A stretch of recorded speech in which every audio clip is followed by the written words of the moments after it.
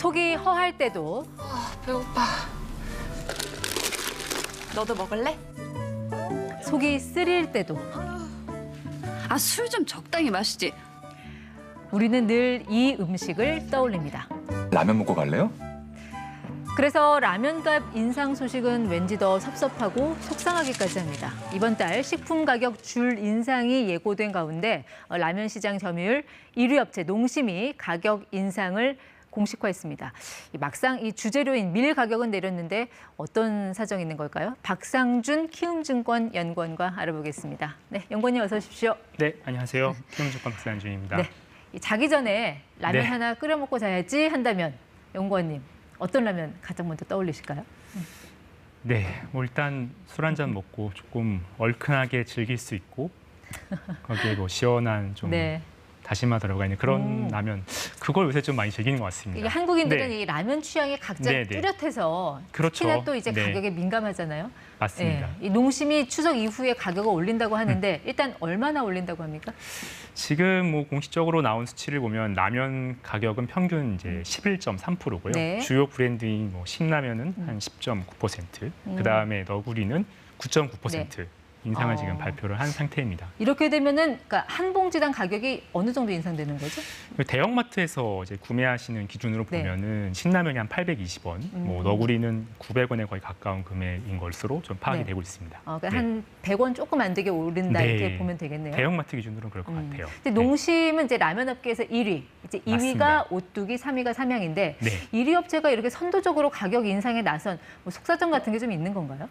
그 사실 보통 이제 어떤 특정 카테고리에서요, 이제 가격 인상이 결정할 때는 1등 업체가 먼저 하는 경우가 많긴 한데, 특히 이번에는 이제 국내 실적이 네. 영업이익이 적자를 좀 기록을 하면서 예. 회사의 수익성이 많이 흔들렸고요. 자, 2분기 기준. 네, 올해 2분기 실적이 영업이익이 마이너스 30억 적자가 났고, 물론 이제 해외 법인까지 합치면 흑자입니다만, 네. 이제 국내 법인만 놓고 봤을 때는 적자를 기록을 했고, 그리고 이제 올해 2월에 큰 사건이 하나 있었잖아요. 네. 러시아와 우크라이나의 전쟁. 그 이슈로 인해서 이제 국제 원자재 시세가 네. 굉장히 많이 올랐어요. 뭐 소맥 시세도 많이 올랐고. 소맥, 네. 밀가루 말씀하시는 그렇죠. 거죠? 밀가루의 원재료가 되는 거고, 그다음에 라면을 뭐 또 튀기는 데 쓰이는 그런 기름, 뭐 팜유를 저희 많이 쓰이는데 이제 그런 것들의 원재료 가격이 많이 오르다 보니까 네. 전반적으로 원가 부담이 많이 커져서 가격을 인상한 것 아닐까 이렇게 생각하고 있습니다. 지금 소맥 가격 추이를 보면은 이제 저 3월 달에 이미 피크를 찍었죠. 네. 그때 그 원자재 가격 오른 게 네. 실제 제품 가격에 반영되기까지 시차가 한 어느 정도 되나요?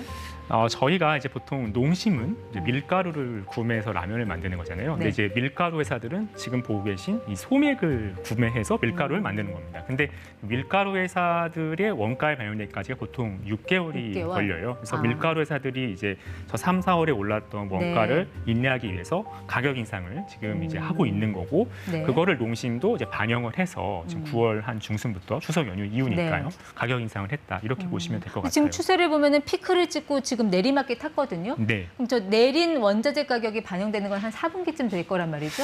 그럼 조금 그때는 더 시간이 가격 제품 필요하겠죠. 내려야 네. 되는 게 맞는 거 아닌가요? 근데 저희가 지금 저게 가격이 좀 내려와 있다고 해서 반드시 내려와 있다고 보기만 어려운 이유가 두 가지가 있는데, 첫 번째는 환율이 많이 올랐습니다. 네. 저희는 다 수입을 하기 때문에 원재료 단가가 원화로 환산해서 봐야 되는데 그 사이 환율이 굉장히 많이 올랐다라는 예. 거. 그다음 두 번째는 저거는 이제 곡물 가격, 소맥 가격은 이제 일별로 시세가 변동한 걸 저희 차트로 그려놓은 거잖아요. 근데 네. 이제 저게 직접적으로 저희한테 이제 원재료 가격 들어오는 거는 뭐 한 6개월에서 뭐 길게는 한 9개월 뒤쯤에 예. 반영이 되는데 그 사이에 또 어떤 일들이 벌어질 수 있는지 모르는 거거든요. 네. 왜냐하면 지금 국제 상품 시장을 보면 유가가 굉장히 변동성이 높은 상황이고 또 이 소맥 가격도 작황에 따라서 좀 변동할 수 있는 부분들이 있기 네. 때문에 제조업체들은 일단 이제 그런 부분들을 좀 방어하기 위해서 가격을 네. 인상했다 이렇게 보고 있습니다. 자, 그러면 똑같은 조건 하에서 1위 농심 말고요. 네네. 2위 이제 오뚜기나 3위 그렇죠. 삼양의 실적은 어땠습니까? 상대적으로는 농심보다는 좀 잘 방어를 했다는 느낌을 받을 네. 수 있을 것 같아요. 지금 국내 법인 실적을 보시면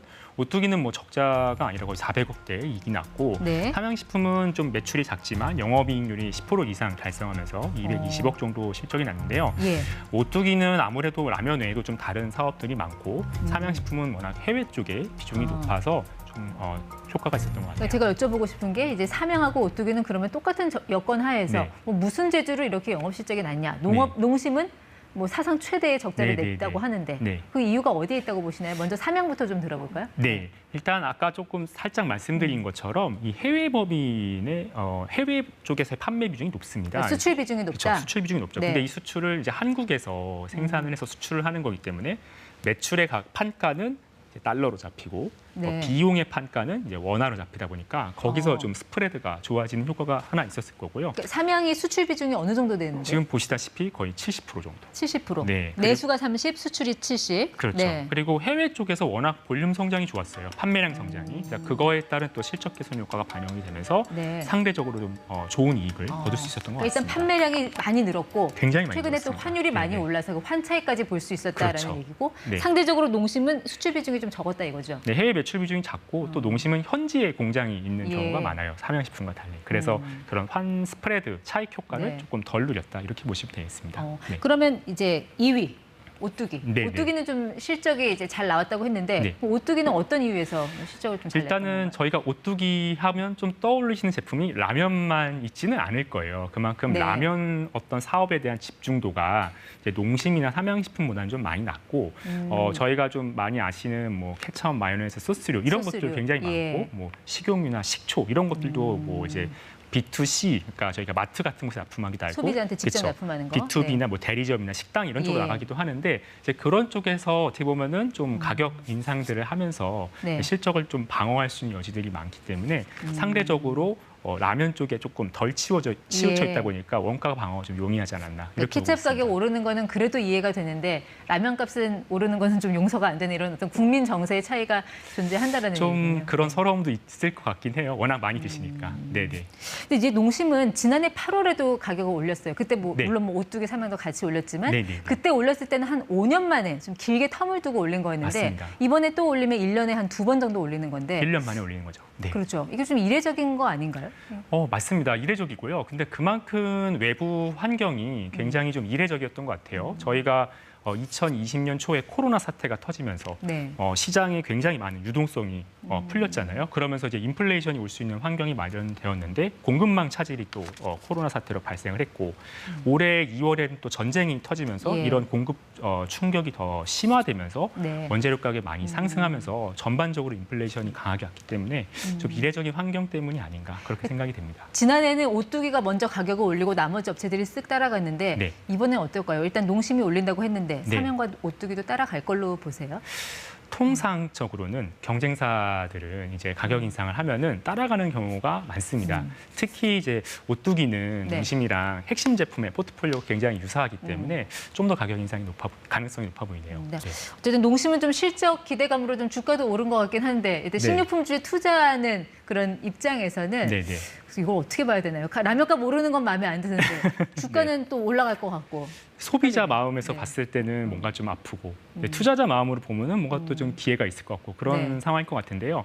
아무래도 이제 가격 인상을 한다라는 거는 그동안 굉장히 수익성이 안 좋았다는 거고 네. 앞으로 좋아질 거라는 전망이 더해질 수 있기 때문에 주가에는 긍정적인 이벤트가 될 수 있을 것 같고 네. 또 라면뿐만 아니라 뭐 저희가 다른 카테고리들도 많잖아요. 과자 이런 거. 그렇죠. 네. 원재료 구성이 비슷한 다른 카테고리들도 가격 인상 기대감이 있을 것 같습니다. 네, 좀 라면을 소비자로 볼 것이냐, 그 투자자 입장에서 볼 것이냐에 네. 따라서 조금 판단은 다를 수 있겠네요. 네네. 네, 지금까지 ETY 박상준 연구원과 함께했습니다. 네, 오늘 말씀 고맙습니다. 네, 감사합니다.